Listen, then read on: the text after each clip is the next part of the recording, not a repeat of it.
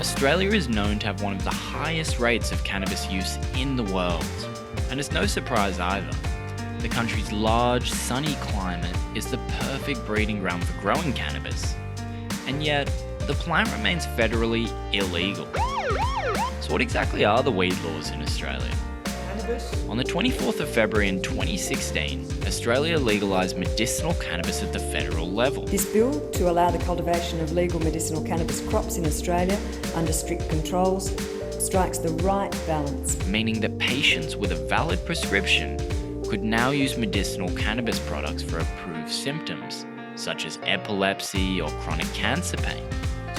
Now, this was provided the supply had been authorised under the Therapeutic Goods Act and by relevant state and territory legislation.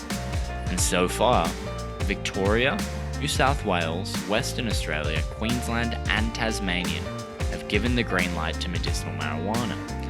Meanwhile, South Australia and the Northern Territory are yet to do so. Initially, the states that did approve medicinal marijuana actually saw very little impact, with very few people receiving cannabis prescriptions. More recently, however, and we're finally beginning to see an uptick in the Australian medicinal cannabis landscape. In October 2018, there were 331 new patient approvals for medicinal cannabis medicine.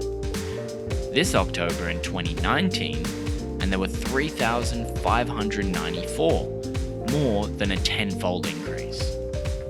Experts predict that at the current trajectory, Australia's cannabis prescriptions will translate to $50 to $60 million in annualized revenue by the end of the year. And if you don't have a medical condition, well, you might want to consider moving to the Australian Capital Territory, who made Aussie history in September when it became the first territory in Australia to make cannabis growing and possession legal for personal use, allowing citizens to possess up to 50 grams of the plant.